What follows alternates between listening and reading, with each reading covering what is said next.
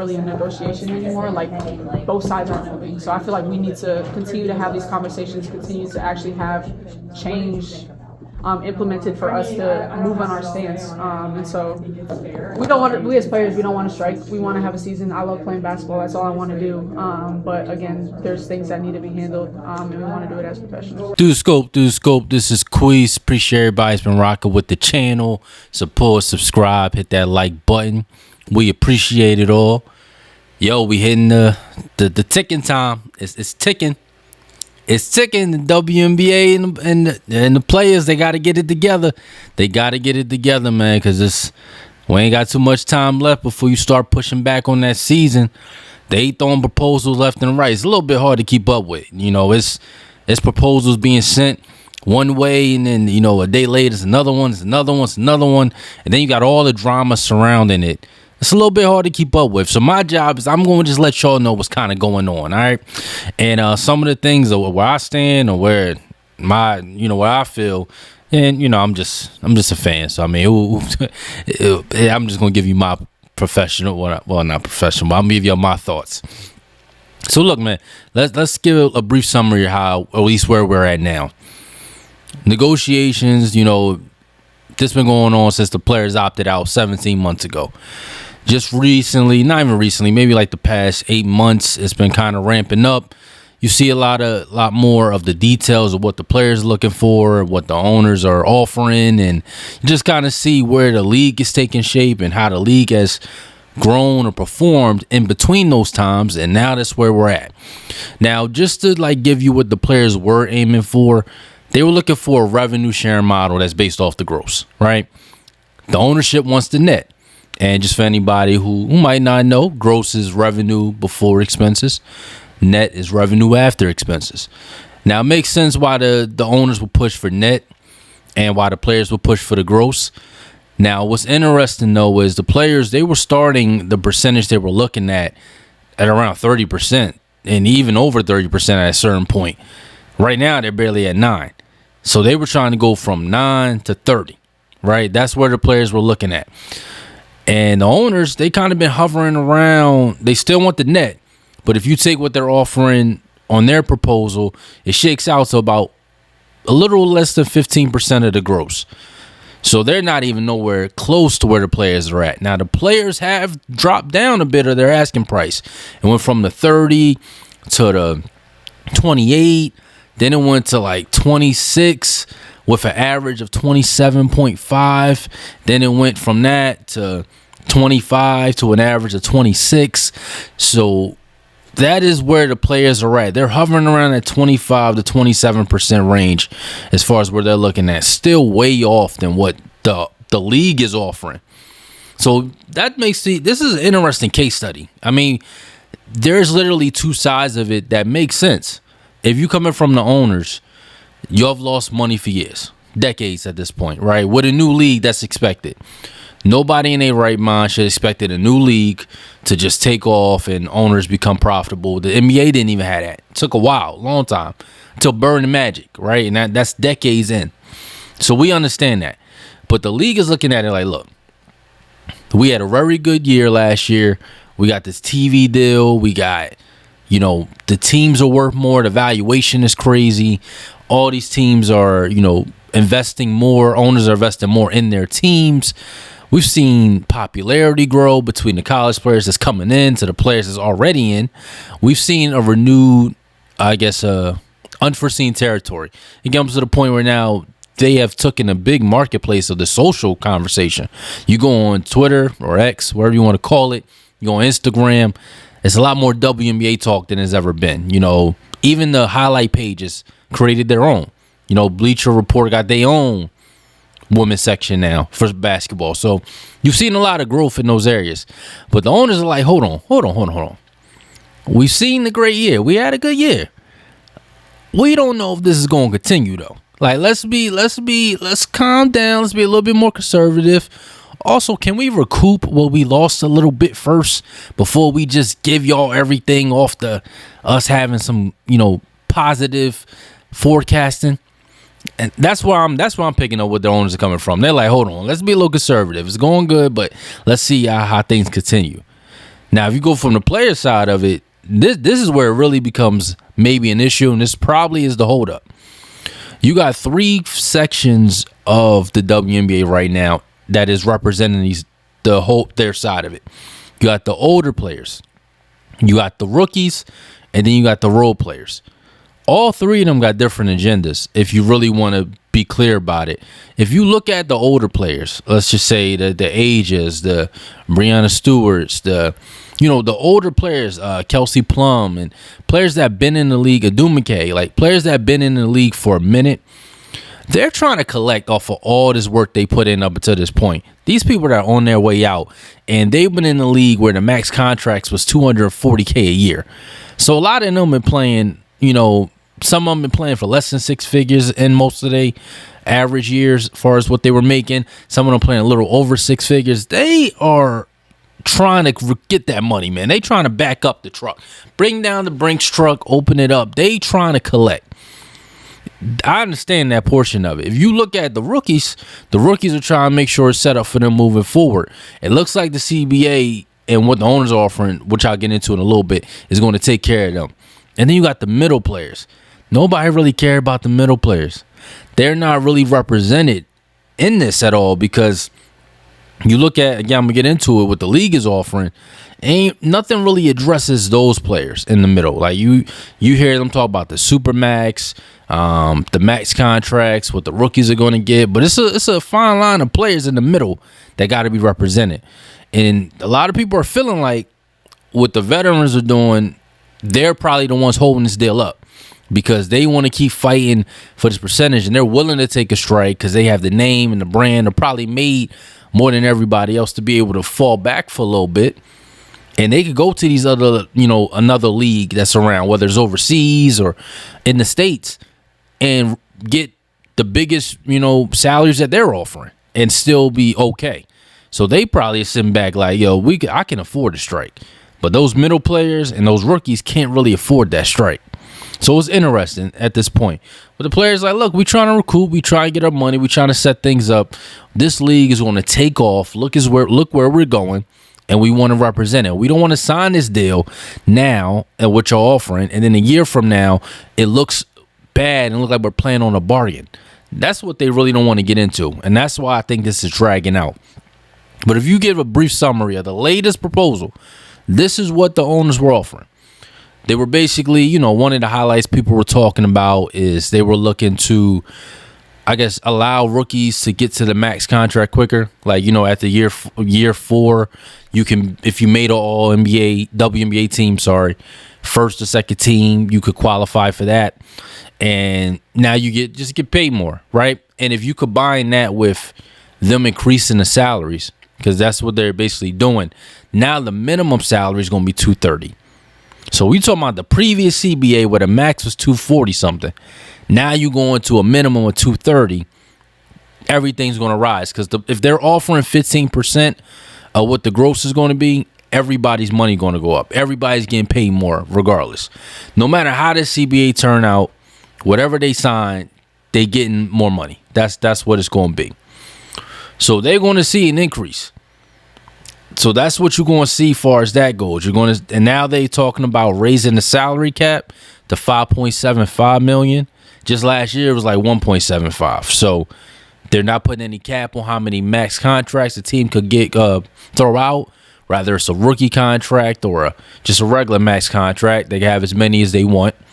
So these are just some of the main sticking points that they have in this new CBA. Again, they kept the revenue 15% the same, and that's really what the holdup is right now.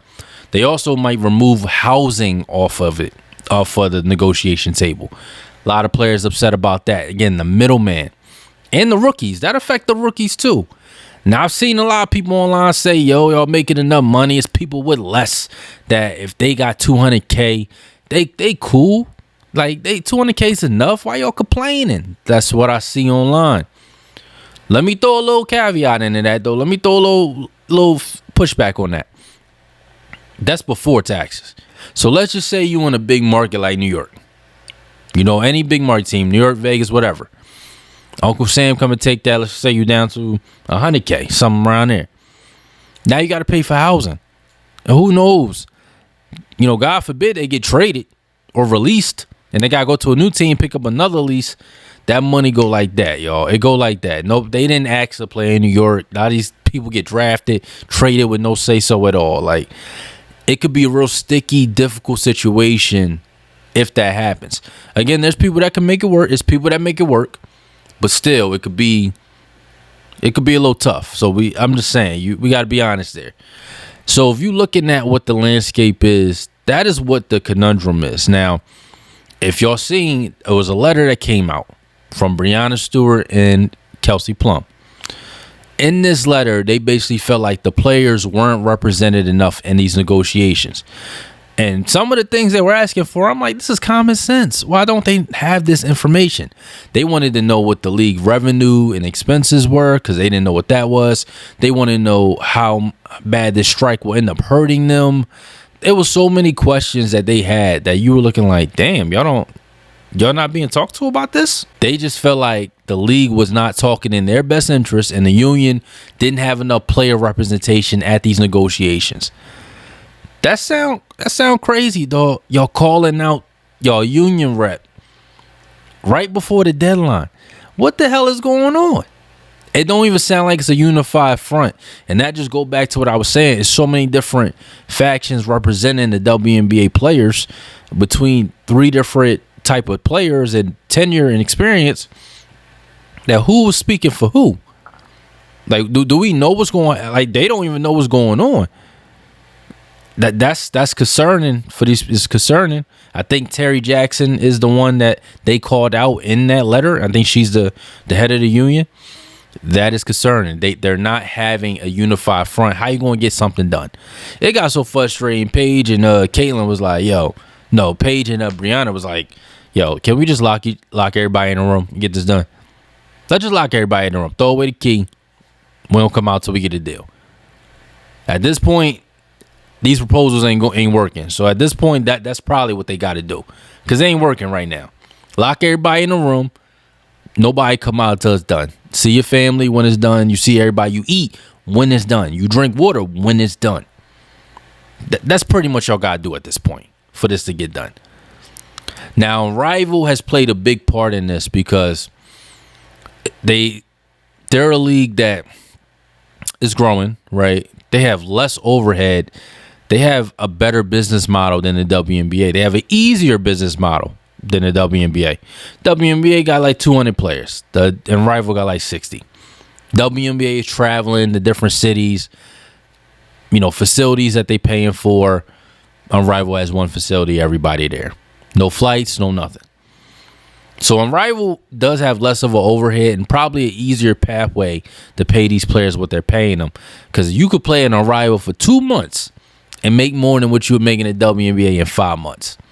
So think about that. That's a pretty good situation for the players that could go over there.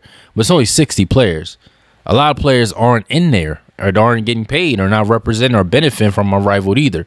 Now that they will grow, but it hasn't shown that could be a good substitute yet.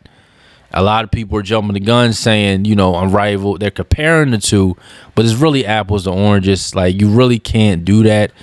Even though Unrivaled is doing good, they're showing a good model, it's just a whole different ball game because the Unrivaled is benefiting off of the exposure that the players got from the WNBA. Unrivaled has the biggest stars and best role players playing. Like, they don't have to fill it in with players who wouldn't make a roster. They got actual stars down there, so of course people will want to watch. And these girls already have brands built up. These women have brands built up already from playing in the W. So it's not like they had to market these players. Even though they do a great job of marketing, they do a phenomenal job. And the WNBA need to take some damn pointers for sure. But they didn't have to start from scratch with these players. These are talents that are already cultivated and already have a following when they come to the league. So I think it's apples and oranges to compare those two. But if you see the frustration that these players have been having with the CBA, Paige is frustrated. I seen, Brianna's frustrated, obviously. Natasha Cloud is frustrated. All these players frustrated. They just want to get a deal done. And I understand but they going to end up taking a bad deal. I don't see no way around it. Y'all got a deadline that y'all want to set for March 10th, and y'all are so far apart still. When you get to the point where people are saying just lock in a room until they get a deal done, y'all are so far that y'all going to end up taking a bad deal. You kind of have to, because the momentum that has grown from the WNBA, neither side can afford to not have a season. Neither side can afford it. The owners can't and the players can't. Y'all might undo 10 years of positive work just by not having a season. Like the collateral damage that can happen from not playing, y'all don't want to see that. Nobody wants to see that. It's just not going to be pretty.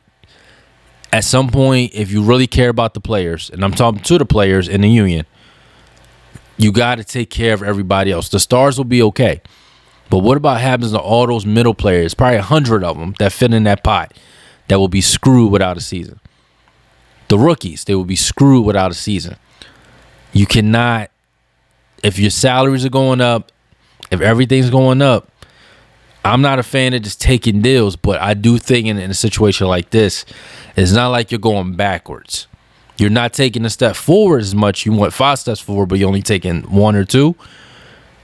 Well, not having a season is going to take you 10 steps back, and then now try to come back, and that's going to be even harder, avenue to kind of jump from. I think they're going to end up taking a deal like that. Maybe it might boost it up a little bit more, 17%. The owners might, something around there. They ain't coming close to 20 though. They ain't going to 20. They ain't going nowhere over 20. The owners are stuck on that. They ain't going over 20. They going to give y'all what they going to give y'all, and they going to just let it go from there. Again, I think it's a lot of them losing so much from going up in there. Then, that's kind of how they feel. But I kind of agree with the players to double back to the revenue part of it.